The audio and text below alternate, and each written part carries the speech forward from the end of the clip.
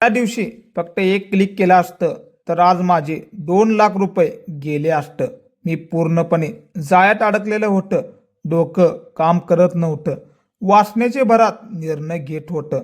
समोरच्यांचे बोलणं इतकं गोड होतं, विश्वास बसणारं होतं. UPI उघडलेलं होतं.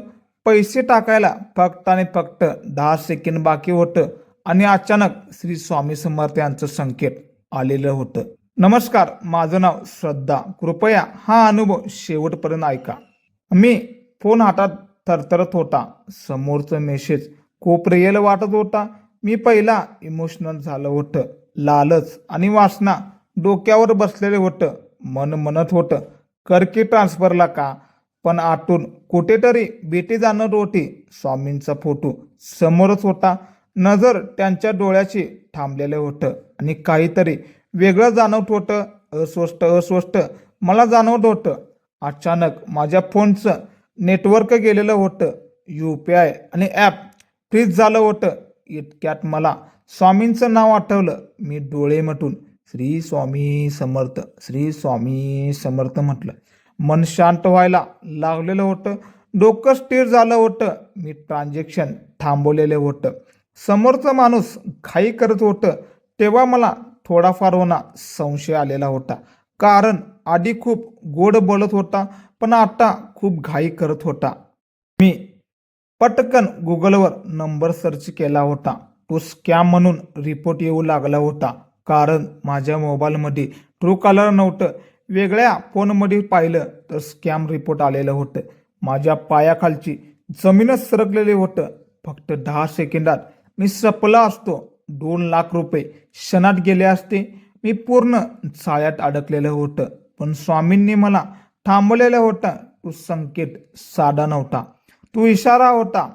त्या दिवशी मला कळलं, स्वामी समर्थ फक्त मंदिरात नसतात, ते आपल्या विवेकात असतात, आपल्या अंतर्मनात असतात.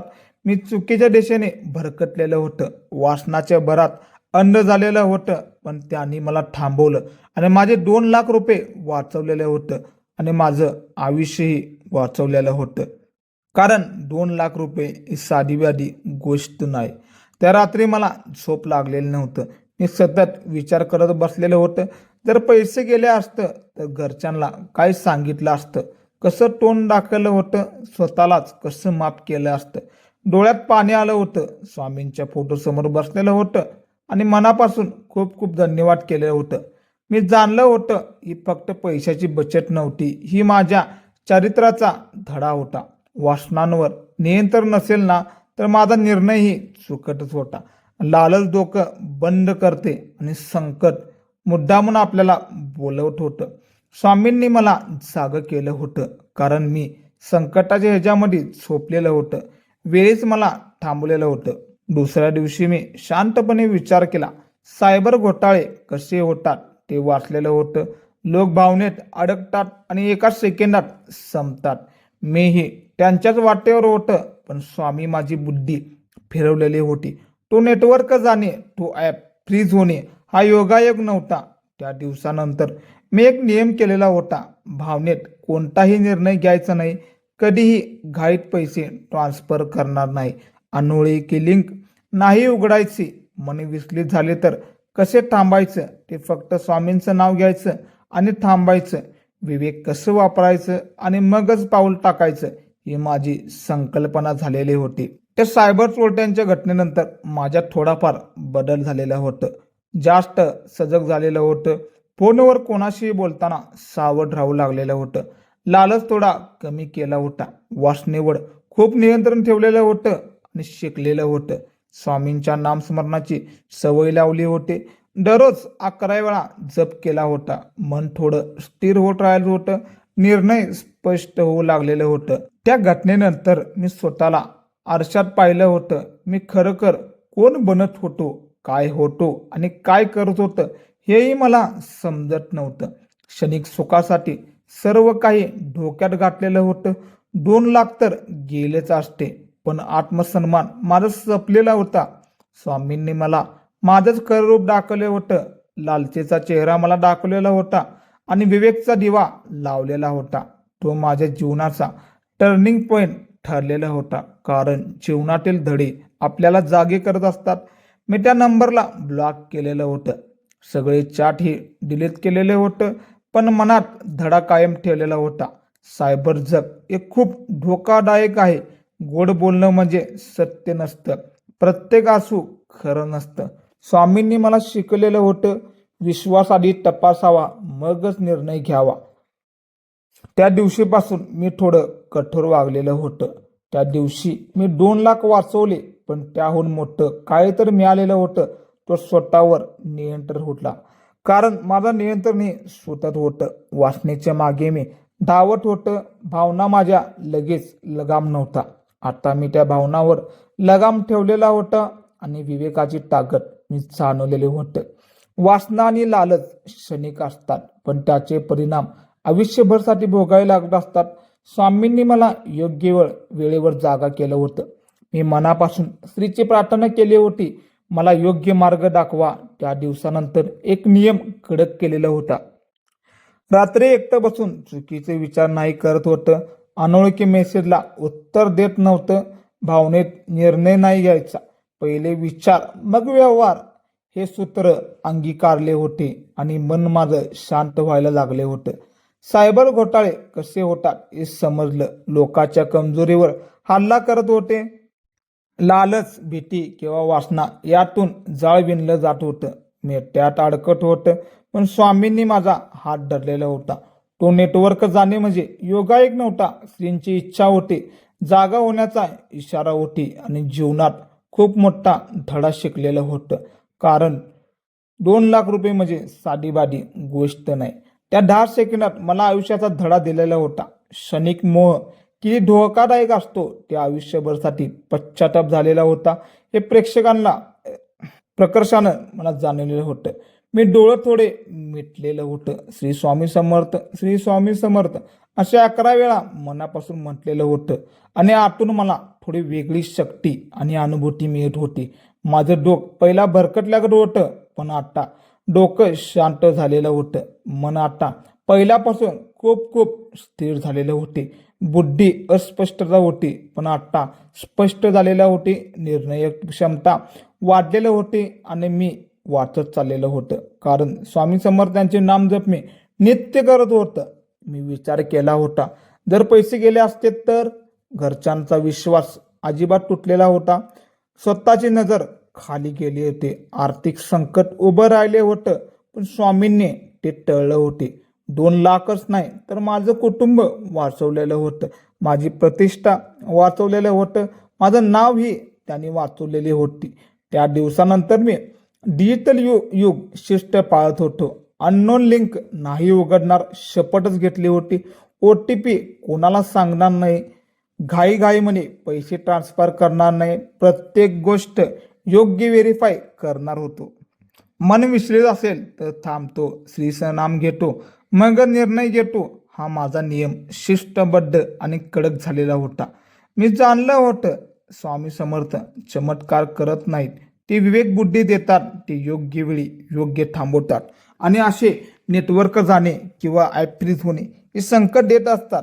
आपण ऐकलं तर वाचतो, नाही ऐकलं तर पडतो. त्या दिवशी मी ऐकलेलं होतं म्हणून मी वाचलं होतं. मी म्हटलं असतो ॲप फ्रीजच झालाय, 5 मिनिटं थांबून पुन्हा ट्रान्झॅक्शन केलं असतं. पण स्वामींचं मी ऐकलेलं होतं आणि वाचलेलं होतं. मी दररोज 11 वेळा श्री स्वामी समर्थ यांचं नामजप सुरू केलं होतं. मन शुद्ध व्हायला लागलं होतं. विचारामध्ये थोडं शुद्ध व्हायला लागलेलं होतं आणि विचारही स्वच्छ व्हायला लागले होते. वासना पहिल्यापेक्षा जास्त होती. आता वासना माझी थोडी कमी होत चाललेली होती. लालच 10 पट किंवा 100 पट होती. लालच ही माझ्या मनात कमी झालेलं होतं. निर्णय स्पष्ट होऊ लागला होता.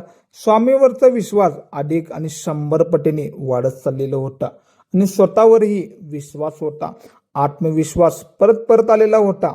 आणि त्या दिवशी मला समजलं, सायबर जगात सैतान चेहरा लपवून येतो. तो प्रेम, मदत किंवा संधीच्या नावाने येतो, पण आतून फसवणूक असते. मी त्यात हरवत होतं, पण स्वामींनी मला परत खेचले होतं. माझं भान जाग केलं होतं आणि माझी बुद्धीला आणि माझ्या आयुष्याला कवच दिलेलं होतं. तो माझ्यासाठी श्रींचा आशीर्वाद होता. मी घरच्यांना सगळं काही सांगितलेलं नव्हतं.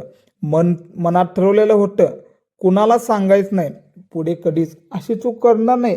माझे कुटुंब, माझी जबाबदारी हे वचन केलेलं होतं. क्षणिक मोहासाठी त्यांना संकटात टाकायचं नाही. स्वामींच्या नावावर विश्वास ठेवायचं आणि स्वतःला मजबूत करत राहायचं. तो माझा अंतर्मनाचा संकल्पना होता.